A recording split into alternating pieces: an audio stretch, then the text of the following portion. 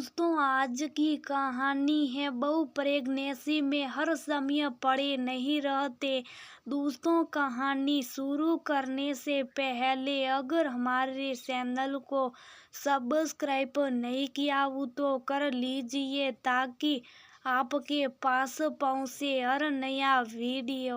अभी तो ये हाल है, बच्चा हो जाने के बाद क्या होगा? तुम्हारा शरीर तो दिनों दिन ऊंधी पर है। पति मुरली ने अपनी गर्भवती पत्नी राधा से हंसते हुए कहा, मुरली तुम प्लीज मेरा मजाक मत बनाओ। मैं खुद आईने में अपने आप को देखकर बहुत परेशान हो जाती हूँ। शरीर इतना बेडौल लगने लगा। कुछ भी पहनो बस जंगोला ऐसा लगता। मुझे तो अपने आप को देखकर ही शर्म आने लगी। इस बार जब चेकअप के लिए डॉक्टर के पास जाऊंगी तो उनसे वजन कम करने के लिए कुछ टिप्स पूछूंगी, क्योंकि डॉक्टर भी मेरे बेतासा बढ़ने वजन से परेशान है। वो जब भी मेरा वजन लेती हैं तो हर बार कहती हैं, राधा तुम्हारा वजन इतनी तेजी से क्यों बढ़ रहा? मैं क्या जवाब दूं जब मुझे ही नहीं पता? राधा बेद मायूसी से बोली, अरे मैं तो बस ऐसी मजाक कर रहा था,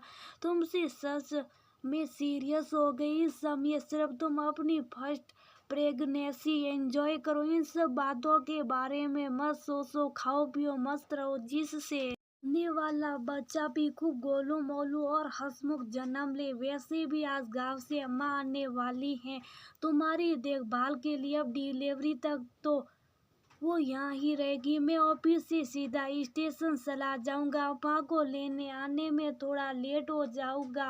राधा को समझाकर मुरली ऑफिस के लिए निकल गया। इधर राधा ये सोच कर हलकान हो रही थी कि अम्मा जी के आ जाने के बाद हर बात में उनकी रोका टोकी ना शुरू हो जाए। अभी तो मैं आराम से देर तक सोती हूँ और दिन में भी ज्यादातर आराम ही करती हूँ, और क्यों ना करूँ, आखिर मैं माँ बनने वाली हूँ। आराम करना तो मेरा हक बनता है। अम्मा जी अगर कोई रोका टोका करेगी तो मैं तो साफ जवाब दे दूंगी। अब वो आपका जमाना नहीं रहा जब औरतें गर्भावस्था में भी हर समय काम करती रहती थी। मुझसे तो कोई काम नहीं होगा।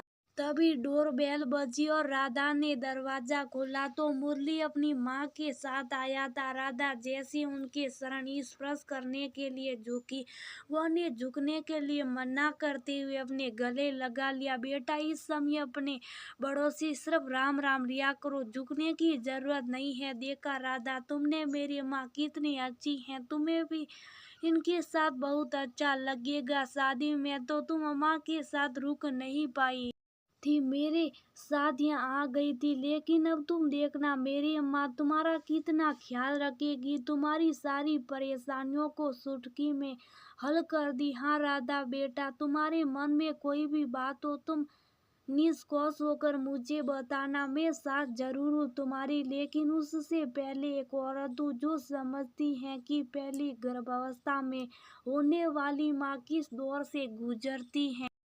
सासू माँ कौशल्या जी की बातें सुनकर राधा थोड़ा रिलैक्स हो गई। कौशल्या जी ने राधा की पूरी जिम्मेदारी शरण से अपने ऊपर ले ली। वो उसके खाने पीने का भी बहुत ध्यान रखती।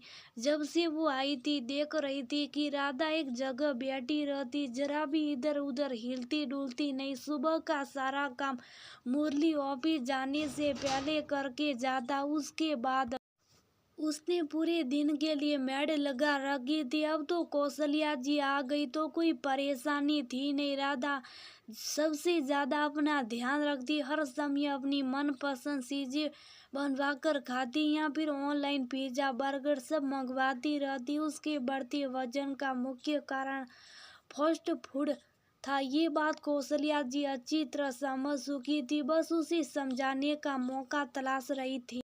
एक दिन उसकी दोस्त रुकमणी उसके घर आई। वो भी प्रेग्नेंट थी, लेकिन पूरी तरह से एक्टिव खूबसूरत दिख रही थी। उसका वजन भी बहुत ज्यादा नहीं बढ़ा था।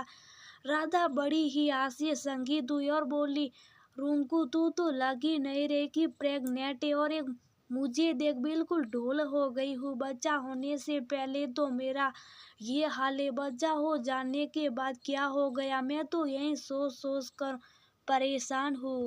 राधा, तुम बुरा मत मानना प्लीज, लेकिन मैं तेरी तरह हर समय बीमारियों की तरह पड़ी नहीं रहती, बल्कि हर वक्त अपने आप को एक्टिव रखती हूँ और हर समय ये उल्टा सीधा कुछ भी नहीं खाती। घर का बना वो भी पौष्टिक आहार लेती हूँ जो मुझे और मेरे बच्चे दोनों को स्वस्थ रखे। ये सब खाकर ना मुझे बीमार होना और ना अपने बच्चे को दुनिया में आने से पहले बीमार कर देना है।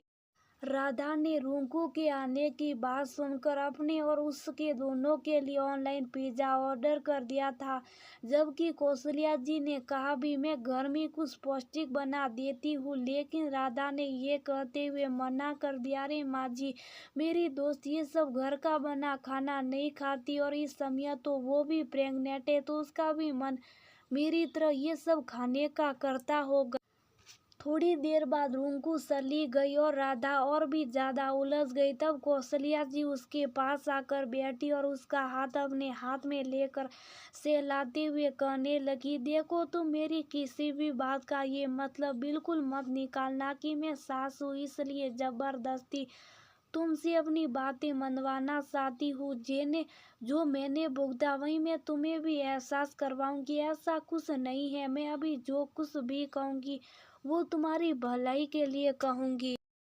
मुरली ने मुझे बताया था कि तुम अपने बढ़ते हुए वजन को लेकर बहुत चिंतित रहती हो। गर्भावस्था में होने वाली माँ का वजन बढ़ना स्वाभाविक है, लेकिन हद से ज्यादा बढ़ना बच्चे के लिए हानिप्रद है, क्योंकि जब वजन ज्यादा हो जाता तो बच्चे के दबने का खतरा बढ़ जाता और उसका विकास रुक जाता। आराम जरूरी है, लेकिन उसके साथ शारीरिक मूवमेंट्स एक्सरसाइज बेहद जरूरी है। सुबह शाम टहलना भी सही है, जिससे हमारे शरीर में स्थूलता नहीं आदि। खाने पीने में जो भी खाए घर का बना पौष्टिक भोजन ले। मैं मानती हूँ इस समय तीखा चटपटा खाने का मन करता है, तुम जो बताओ मैं बना दूंगी, लेकिन ये सब मत खाओ। और तन के साथ सबसे ज्यादा जरूरी होता मन का स्वस्थ रहना। इसके लिए थोड़ा बहुत बाहर निकला करो, 4 लोगों से मिलोगी, बातचीत करोगी तो तुम्हें अच्छा लगेगा। यहाँ घर में अकेले पड़े पड़े हर समय अपने बढ़ते वजन को लेकर मायूस होती रहती हो। एक बार बच्चा हो जाने दो, फिर देखना तुम्हारा वजन यूं कंट्रोल में हो जाएगा, क्योंकि नन्हा शैतान या नन्ही शैतान जब तुम्हें हर समय अपने आगे पीछे दौड़ाएगा तब तुम्हें समझ आएगा माँ बनना आसान नहीं है। अगर तुम्हें मेरी कोई बात बुरी लगी हो तो माफ करना, मैं कुछ ज्यादा ही बोल गई। नहीं माँ जी, ऐसा मत कहिए, आप बड़ी और तजुर्बेकार है, जो भी कहेगी मेरे फायदे के लिए कहेगी। अब से मैं आपकी हर बात मानूंगी। फिलहाल वजन को लेकर परेशान ना होकर अपनी गर्भावस्था का आनंद लो। इस समय हर माँ इस दौर से गुजरती है, बाद में सब ठीक हो जाता है।